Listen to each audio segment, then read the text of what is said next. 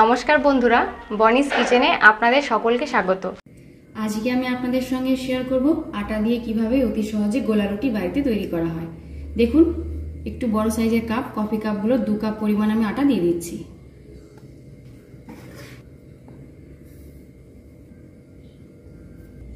এবারে দিয়ে দেবো একটা পেঁয়াজ কুচি।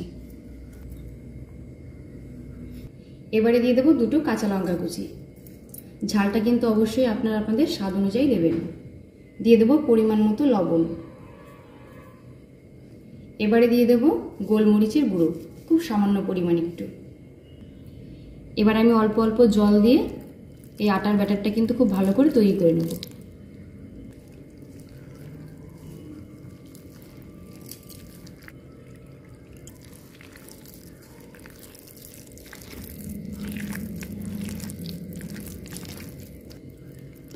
দেখুন, হাতের সাহায্যে কিন্তু আমি অনেকটা সময় ধরে মেখে নিয়েছি। ব্যাটারটা দেখুন ঠিক এরকম হবে। তৈরি হয়ে গেছে ব্যাটার। এবার তাহলে চলুন গোলা রুটিটা ভেজে নিই। ভেজে নেওয়ার জন্য দেখুন একটা তাওয়া বসিয়ে দিয়েছি, খুব ভালো করে গরম করে নিয়েছি। এবার আমি ওপর থেকে একটু জলের ছিটে দিয়ে দেবো। দেখুন, তাওয়াটা কিন্তু খুব ভালো করে গরম হয়ে গেছে।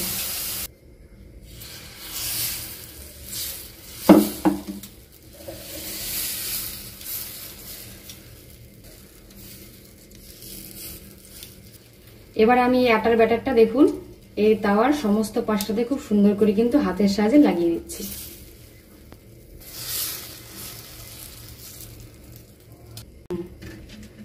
দেখুন, হাতের সাহায্যে কিন্তু আমি তাওয়ার চারপাশটা খুব ভালো করে লাগিয়ে নিয়েছি আটার যে ব্যাটারটা। এবার আমি সাদা তেল হালকা করে উপর থেকে দিয়ে দিচ্ছি। আর গ্যাসের ফ্লেমটা কিন্তু অবশ্যই মিডিয়াম টু হাইতে দিতে হবে।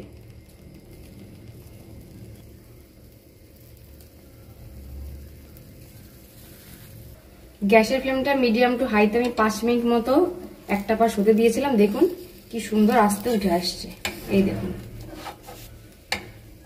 এবার আমি অপর পাশটা উল্টে দিচ্ছি। এই পাশটাও কিন্তু আমি 4 থেকে 5 মিনিট মিডিয়াম টু হাই ফ্লেমে হতে দেব।